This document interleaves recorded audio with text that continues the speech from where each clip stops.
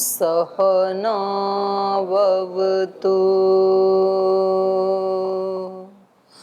सहनौ भुनक्तु सह वीर्यं करवावहै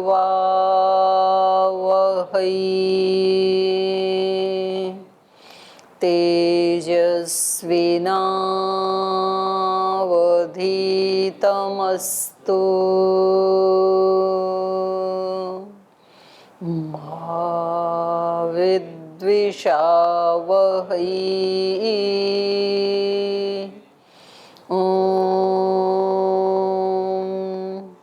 शांति शांति शांति।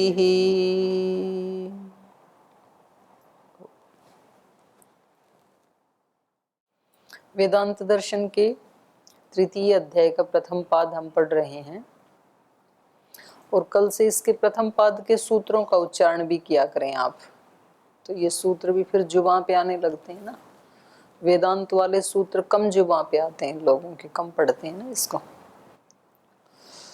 तो चलिए, यहाँ पर प्रसंग चल रहा है जो जन्म मरण का चक्र है, तो कौन आत्माएं मर करके कहाँ जाते हैं, फिर वहाँ से कैसे वापस आते हैं, तो ये चल रहा था। तो इसमें दो प्रकार के लोग हैं, एक अच्छे कर्म करने वाले, सुकृत कर्म करने वाले, एक दुष्कृत करने वाले। रमणीय आचरण, कपूय आचरण, दो प्रकार का आचरण होता है मनुष्यों का। तो उसमें भी जो अच्छा आचरण करने वाले हैं उसमें भी दो पार्ट हैं।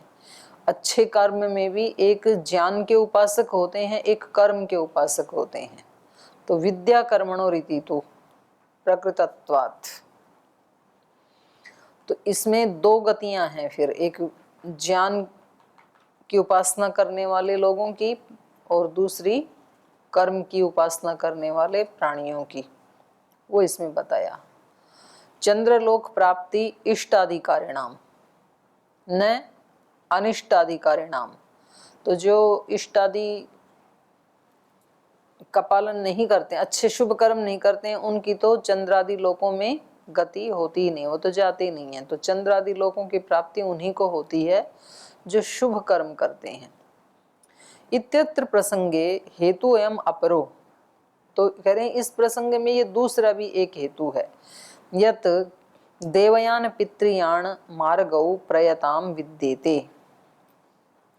दूसरा हेतु यह है कि उपनिषद में भी देवयान और पितृयान दो प्रकार के मार्ग जाने वालों के लिए बताए हैं। वहां पर दो प्रकार के मार्ग हैं, देवयान पितृयान। तो ये भी हेतु है कि दो प्रकार की आत्माएं चंद्रलोक में जाती हैं। तो ये कह रहे हैं विद्या देवयानम, वहां पर ही बताया है उपनिषद में ही कि विद्या के द्वारा तो देवयान मार्ग से जाते हैं और कर्मणा च पितृयाणम, और कर्म मार्ग के द्वारा पितृयाण मार्ग, जो कर्म की उपासना करते हैं वो पितृयाण मार्ग से जाते हैं। एवं उपासकानाम विद्यावताम देवयानम इष्टपूर्त कर्मिणाम पितृयाणम भवति। तो इस प्रकार से विद्यावताम उपासकानाम देवयानम, जो विद्या की उपासना करने वाले हैं वो देवयान मार्ग से जाते हैं, और इष्टापूर्त कर्मिणाम पितृयाणम भवति, इष्टापूर्ति आदि कर्म जो करते हैं उनके लिए पितृयाण मार्ग होता है। तो अब इसका प्रमाण दे रहे हैं कि वहां पर छांदोग्य उपनिषद के 5:3:3 में बताया, वहां पर प्रवाहन प्रश्न पूछ रहे हैं श्वेत केतु से, व्यथ यथा असौ लोको न संपूर्यते। क्या आप इसके बारे में जानते हैं कि यहाँ से इतने लोग जाते हैं तो फिर भी वो चंद्रादि जो लोग हैं वो भर क्यों नहीं जाते हैं? इतने लोग कब से जा रहे हैं, जब से सृष्टि बनी तब से जा रहे हैं, तो भर क्यों नहीं जाते, इस बात को जानते हो? तो वो श्वेत केतु बता नहीं पाते हैं वहां पर। इति अस्य प्रश्नस्य उत्तर वचने यदुक्तम। तो फिर उन्होंने ही खुद ही ये उत्तर दिया, वो नहीं जान पाए तो खुद ही उत्तर देते हुए कह रहे हैं अथ एतयो पथो। तो ये जो दो पथ हैं इनमें से न कतरेण चन, दोनों में से किसी भी मार्ग के ऊपर, माने ना देवयान मार्ग पे ना तो पितृयान मार्ग पे कुछ लोग जाते हैं। कौन से लोग? क्षुद्राणी असकृत आवर्तिनी भूतानी न तानी इमानी। इनमें से ये जो क्षुद्र और बार बार जन्मने मरने वाले जो आत्माएं हैं वो इन दोनों में से किसी में भी नहीं जाते हैं। तो इतनी आत्माएं तो यही घट गई, तो इसलिए वो भरेगा नहीं ना। ये क्या करते हैं? जायस्व म्रियस्व इति एतत् तृतीयम स्थानम। तो जो जन्मते हैं मरते हैं फिर जन्मते हैं फिर मरते हैं, इनका इन दोनों से भिन्न स्थान है, तृतीय स्थान है। तो इसलिए ये दो तो वैसे ही लेस हो गए। तेन असौ लोको न संपूर्यते। तो बाकी बच गए कितने? शुभ कर्म करने वाले और उसमें भी फिर विद्या की उपासना करने वाले, विद्या का आचरण करने वाले, तो वो तो फिर बहुत कम लोग हैं। तो उनसे तो क्या ही लोक भरेगा। तो इसलिए वो लोक भरता नहीं है। ज्यादा बड़ी संख्या किन की है? जन्मने और मरने वालों की, तीसरी वालों की ज्यादा बड़ी संख्या है। तो ये तो लोक में भी देख सकते हैं आप। लोक में भी ऐसा जो बहुत प्रकांड विद्वान हैं और ऐसे जो पढ़ा उसको जीने वाले भी योगी हैं, वो कितने हैं? 4-5 उंगली पे गिन लो। अब 130 करोड़ की जनसंख्या में ऐसे योगी भारत में गिने चुने कहीं 4-5 ढूंढने से मिलेंगे। तो उनसे क्या लोक भरेगा? तो ज्यादा तो यही वाले हैं। फिर उनसे ज्यादा, थोड़े से ज्यादा हैं जो शुभ कर्म करने वाले हैं, जो बिना विवेक के अच्छे कर्म करते हैं, लेकिन वो भी थोड़े हैं। और जो मिक्सअप कर्म करने वाले हैं उनकी संख्या बहुत ज्यादा है। तो उनका काम ये है कि बस जन्मते हैं और मरते हैं। तो इसलिए तेन असौ लोको न संपूर्यते। एवं अत्र देवयान पितृयान मार्गौ विद्या कर्म निष्पन्नौ प्रतिपाद्येते। तो कह रहे हैं इस प्रकार से यहाँ छांदोग्य उपनिषद में 5-10-8 में देवयान और पितृयान मार्ग, ये विद्या और कर्म से निष्पन्न होते हैं, ऐसा वहां पर प्रतिपादन किया गया है। दोनों मार्गों के बारे में बताया गया है। कुतः? प्रकृतत्वात्। क्यों ऐसा दो क्यों बताया? तो कहा प्रकृतौ हितौ पूर्वतः। तो वो पहले प्रसंग वो ही चल रहा है। प्रकृत है वो दोनों मार्ग। कैसे हैं? क्या कहा है? प्रकृत कैसे हैं वो? तो कहा तद य इत्थम विदु ये च इमे अरण्ये श्रद्धाम तप इति उपासते इति एष देवयाना पंथा इति।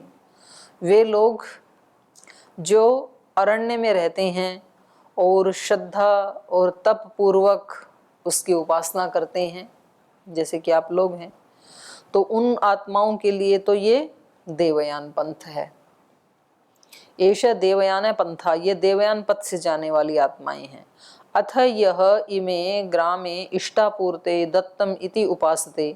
और जो गांव में रहते हैं, या गांव का मतलब यहाँ पर शहर नगर सब ले लिया जाएगा, अरण्य से भिन्न जो भी हैं, तो वो जो इष्टापूर्ति करते हैं, बड़े बड़े यज्ञ याग आदि करते हैं और दत्तम दान आदि देते हैं। तो इस मार्ग से जो ईश्वर की उपासना करते हैं, इष्टापूर्ति आदि के दान आदि के द्वारा, सेवा आदि के द्वारा जो ईश्वर की उपासना करते हैं, यद अनिष्टाधिकारिणाम, तो इनके लिए ये पूरा लिखा नहीं इन्होंने, उनके लिए क्या है? पितृयाणम, पितृयाण पंथ, उनके लिए पितृयाण है। और फिर तीसरा बता रहे हैं, यद अनिष्टाधिकारिणाम, जो ये ना तो अरण्य में जाके ज्ञान की उपासना करते हैं, ना तो ग्राम में रहते हुए इष्टापूर्त और दान आदि करते हैं, वो जो अनिष्टाधिकारी हैं, अनिष्टाधिकारिणाम तु जायस्व म्रियस्व इति मात्र तृतीयम लोकम। तो बस जन्मना और मरना, तो ये मात्र तृतीय लोक ही है उनके लिए। न तेषाम चंद्रमसी गमनम विधीयते, उनके लिए चंद्रलोक में गमन का विधान उनके लिए नहीं है। तेषाम तत्र कर्म फल भोगा अभावात्, क्यों गमन नहीं होता है उनका? क्योंकि उनको वहां कर्म फल भोगने के लिए है ही नहीं कर्माशय। तो क्यों जाएंगे? जब उनको वहां भोगना ही नहीं है तो उनकी वहां गति भी नहीं है, तो उनका जाना नहीं होता है। तो उसी को कह रहे हैं न तृतीय तथोपलब्धे है। तो सूत्रकार कह रहे हैं ये जो तीसरी प्रकार के लोग हैं, केवल जो जन्मने मरने वाले लोग हैं, तो उनका देवयान तो क्या, उनका तो पितृयान भी प्राप्त नहीं होता है। तृतीय तीसरे प्रकार के लोगों को न तथा उपलब्ध है, वो दोनों मार्ग उपलब्ध होते ही नहीं है, तो इसलिए वो भरते भी नहीं है। जायस्व म्रियस्व इति आख्ये तृतीय स्थाने पुरुषत्व प्राप्तये पंचमाहुति प्रसंगः। तो बोले ये जो हमने ये पाद शुरू किया था, ये वहां से शुरू हुआ था ना कि भी पंचम आहुति में ये जो जल हैं, आप हैं, ये कैसे पुरुष की वाणी में बोलने लगते हैं। तो कह रहे हैं कि इनके बारे में कहा जा रहा है। जायस्व म्रियस्व इति आख्ये, ये जो ऊपर बताया भाष्य में, तृतीय स्थाने पुरुषत्व प्राप्तये, तो कह रहे हैं ये पुरुषत्व की प्राप्ति के लिए पंचमाहुति प्रसंग न तथा उपलभ्यते वर्ण्यते। तो वो तो पुरुष की आहुति में, पंचम आहुति में पुरुष रूप में बोलते हैं, ऐसा वहां पर वर्णन ही नहीं है। क्यों नहीं है? क्योंकि पंचम आहुति में पुरुष की वाणी में वो बोलेंगे जो वहां से आए हैं चंद्रलोक से। ये तो जाते ही नहीं ना चंद्रलोक में, तो ये तो सीधे यम सदन में जाते हैं और वहां से फिर पैदा हो जाते हैं। तो इनका तो इतना ही है बस। तो वहां पर तो पंचम आहुति में इष्टापूर्ति आदि जो करते हैं, और उसमें पंचम आहुति में जो जल है स्थूल शरीर को मतलब प्राप्त कर लेते हैं, ये है बोलने का मतलब वहां पर। तो ये विधान उनके लिए है जो चंद्रलोक में अपने अच्छे कर्मों का फल भोग करके आए हैं।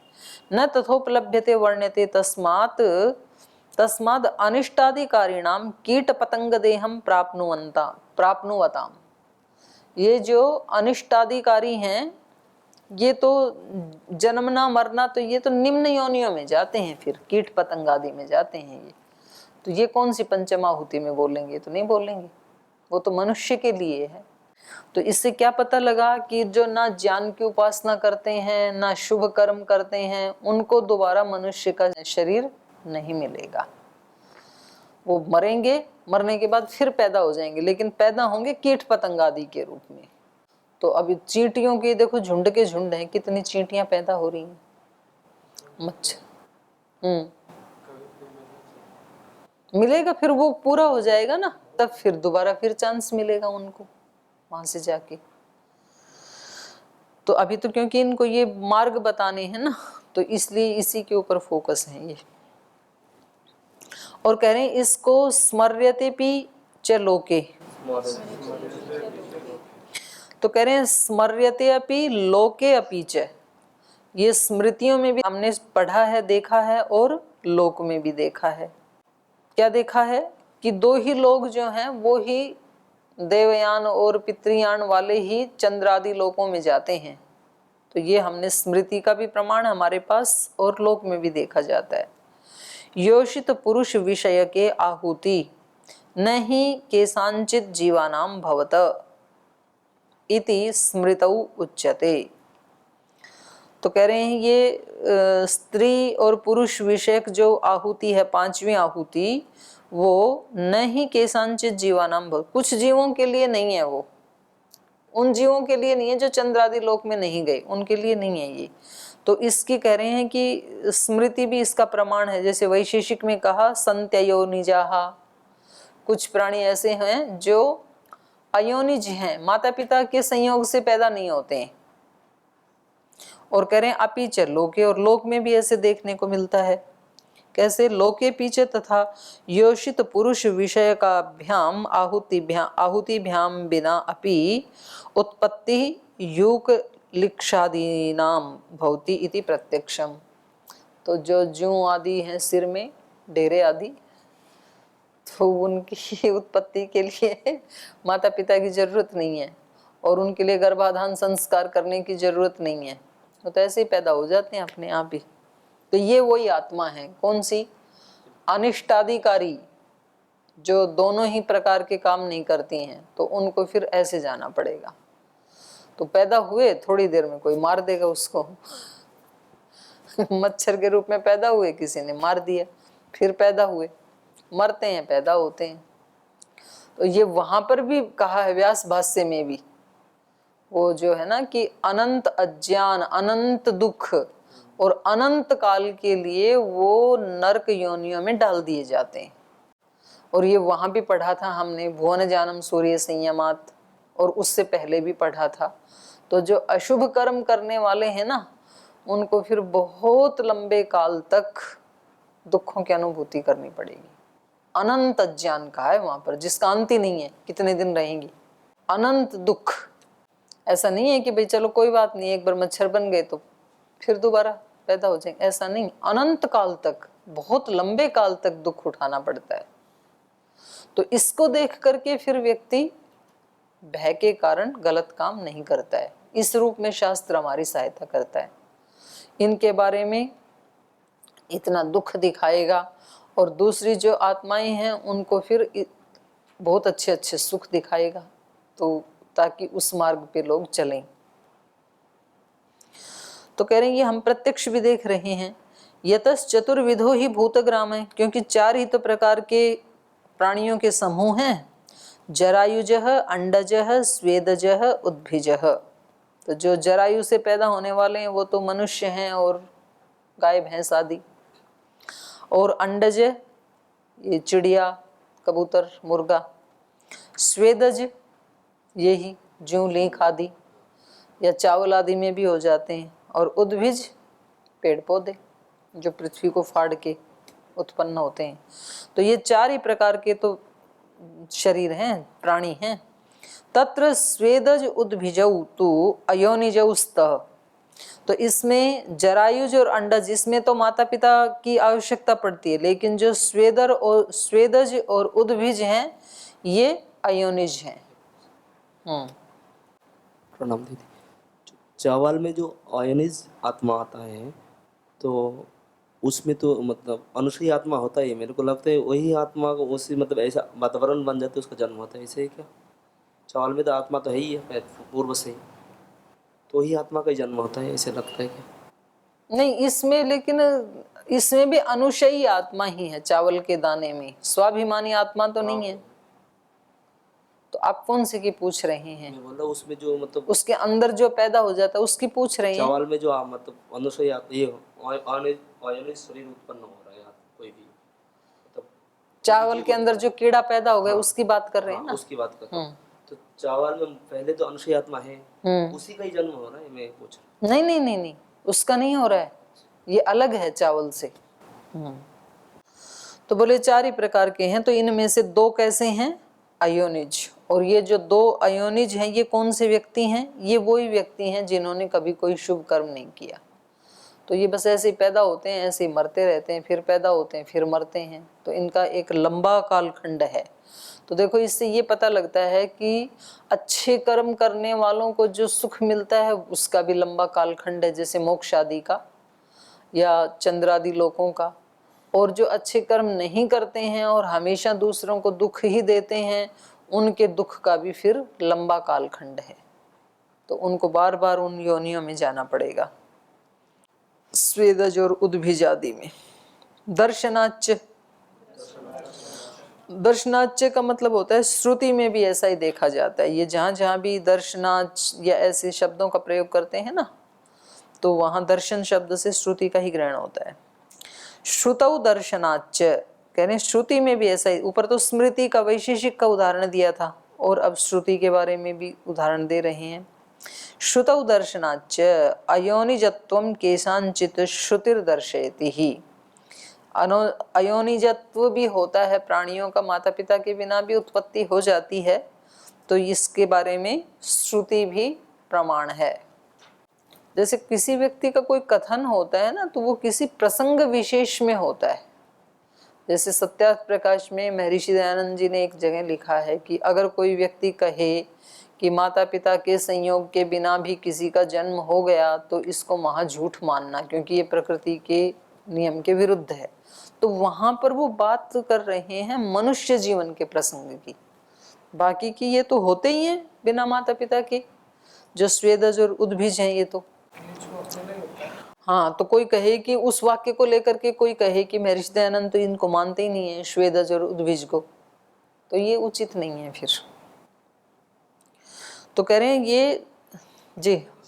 हाँ, दीदी जी, जैसे आपने अभी ये बोला, क्रिश्चियनिटी में जीसस का बर्थ कहते हैं बिना खाली माँ से ही वो उत्पन्न हो गए, फादर नहीं थे, ऐसा आपने अभी वैसे कहा ना कि ह्यूमंस ऐसे नहीं हो सकते। ऐसा नहीं है, वहाँ तो बहुत सारे लोगों के फादर का नहीं पता होता है। नहीं, जैसे उनको कहा गया है कि वर्जिन मैरी थी, वो माँ से ही फादर नहीं, वो ऐसे कह देते हैं, पर मनुष्यों के लिए ऐसा है नहीं है। हाँ, जैसे कुंती के लिए भी तो बोलते हैं ना, सूर्य पुत्र, तो वो तो जब उस समय अनमेरिड थी तभी तो पैदा हो गया, तो उनको कहा कि देवों का आह्वान किया उन्होंने, सूर्य देव का। तो ये एक अलग प्रसंग हो जाएगा, इसके बाद में चर्चा करेंगे, पहले यहाँ आ जाओ। तो ये श्रुति का वो कह रहे हैं, अयोनिजत्वम केशांचित श्रुतिर दर्शयति ही बीजानि त्राणी चैतराणी च अंडजानि च जारुजानि च स्वेदजानि च उद्भिजानि च। ये ऐतरेय का उदाहरण दिया इन्होंने, तो ये श्रुति तो नहीं है, ये तो स्मृति ही है, पर चलो। तो ये क्या कह रहे हैं, इतराणी इतराणी बीजानी, भिन्न भिन्न प्रकार के बीज हैं, है ना।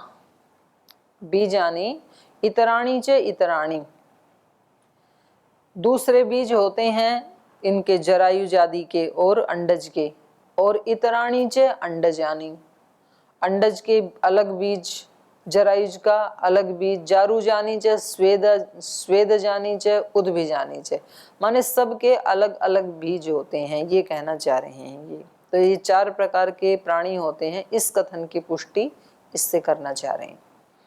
अत्र शांकर भाष्ये स्वेदज उद्भिजयोः अंतरेण ग्राम्य धर्मम उत्पत्ति दर्शनात्।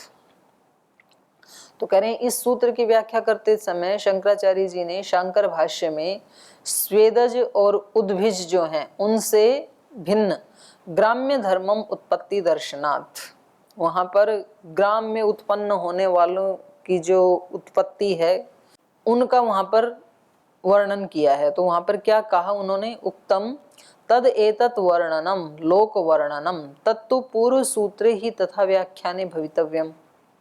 वहां पर उन्होंने कहा है कि ये जो श्वेदज हैं और उद्भिज हैं इनमें अंतरेण ग्राम्य धर्मम, ग्राम्य धर्मम का मतलब वो है वहां पर माता पिता के संयोग के बिना, कि माता पिता के संयोग के बिना ही उद्भिज और श्वेदज जो हैं उनकी उत्पत्ति देखी जाती है, ऐसा शंकराचार्य जी ने इस सूत्र के ऊपर भाष्य किया है, दर्शनाच्य, इस सूत्र के ऊपर।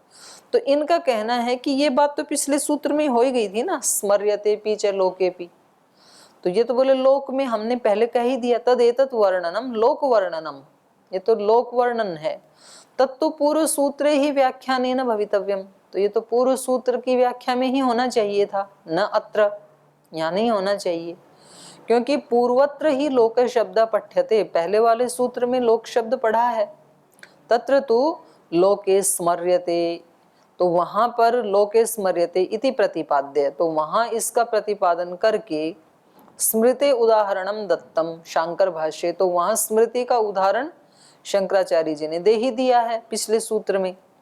तन्न युक्तम तथा च अत्र सूत्रे दर्शनात् लोके दर्शनात् इति व्याख्यानम अपि न यथार्थम, और कह रहे हैं वैसे ही यहाँ पर भी दर्शनाच्च, इस सूत्र का अर्थ इन्होंने क्या किया, लोके दर्शनात्, लोक में ऐसे देखा जाता है, तो कह रहे ये व्याख्यान भी इनका यथार्थ नहीं है। यतः सर्वत्र अस्मिन् शास्त्रे, क्योंकि इस शास्त्र में सब जगह दर्शनात्, दर्शयति, दृष्टेः एभिर्वचनैः श्रुतिर्लक्ष्यते, क्योंकि जहाँ जहाँ कहीं दर्शनात् शब्द आता है या दर्शयति या दृष्टे, इन वचनों के द्वारा श्रुति को ही लक्षित किया जाता है, श्रुति के बारे में कहा जाता है। तो यहाँ यदि कोई उदाहरण देना था तो किसका देना चाहिए था, श्रुति का देना चाहिए था, वेद का देना चाहिए था, तो ये तो ऐत्रेय का दे दिया इन्होंने, तो ये स्मृति का ही है। शांकर भाष्ये भी अन्यत्र दर्शनात् शब्देन श्रुतौ दर्शनात् इति गृहीतम, और कह रहे हैं शंकराचार्य जी ने भी इस सूत्र से अन्यत्र जहाँ कहीं दर्शनात् शब्द आता है तो वहां पर श्रुतौ दर्शनात्, श्रुति में देखे जाने से, वेद में देखे जाने से, ऐसा ही अर्थ किया है, लेकिन यहाँ उन्होंने गड़बड़ कर दिया, स्मृति का उदाहरण वो दे दिया। अब ये एक प्रश्न उठा रहे हैं, ननु छांदोग्य श्रुतौ तेषाम खलु एषाम भूतानाम त्रीणि एव बीजानि भवन्ति। बोले छांदोग्य की जो श्रुति है वहां पर तो 3 ही प्रकार के बीज बताए हैं और आप 4 बता रहे हो। तो छांदोग्य में क्या कहा है? तेषाम खलु एषाम भूतानाम त्रीणि एव बीजानि भवन्ति अंडजम जीवजम उद्भिजम इति, कि जितने भी प्राणी हैं ना उनके 3 ही प्रकार की योनियां होती, 3 प्रकार के बीज हैं, एक अंडज और एक जीवज, जीवज मतलब जरायुज वही, और तीसरा उद्भिज। तो श्वेतज को छोड़ दिया छांदोग्य उपनिषद में, कल आपने भी पढ़ा था ना, तो वहां पर आपने पढ़ा ही था ये। तो कह रहे हैं इति त्रिविधो भूतग्राम कथम उच्यते। तो वे शास्त्र तो कह रहा है कि 3 ही प्रकार का भूतग्राम होता है, आप कह रहे हो कि 4 प्रकार का होता है, तो फिर ये तो समस्या आ गई। तो तत्समाधीयते, उसका समाधान कर रहे हैं अगले सूत्र में। तृतीय शब्दाद विरोधः संशोकजस्य, ये व के ऊपर ना ई की मात्रा लगा लीजिए, शब्दावरोध नहीं है, शब्दाविरोध है। तो कहा संशोकजस्य तृतीय शब्दात अविरोधः। संशोकजस्य माने श्वेदजस्य, क्योंकि ऊपर श्वेदज छूट गया ना, तो बोले भाई ये श्वेदज का जो वहां पर वर्णन नहीं किया, 3 ही प्रकार का वर्णन किया, तो संशोकजस्य तृतीय शब्दात, तृतीय शब्द कहने से इसका श्वेदज का अविरोध है, कोई विरोध नहीं हो रहा है, अविरोध ही है। कैसे है अविरोध, वो बता रहे हैं। संशोकजस्य तृतीय शब्दाविरोध है, यहाँ भी ई की मात्रा लगा लीजिए, ये जो ब्रैकेट में लिखा है तृतीय शब्द अविरोध। शब्दाविरोध है, ई की मात्रा लगा दो ना, शब्दावरोध है हो रखा है ना, अवरोध हो रखा है, अवरोध नहीं है अविरोध है। अत्र उभयत्र श्रुति वचनयोर न विरोधो अस्ति, कह रहे हैं यहाँ पर छांदोग्य उपनिषद में जो 3 बताया और ऊपर ऐत्रेय में 4 बताया, तो ये दोनों ही जो वचन हैं इनमें श्रुति वचनयोर न विरोधो अस्ति, ये श्रुति वचनों में कोई विरोध नहीं है, वैसे स्मृति वचन होना चाहिए था यहाँ भी।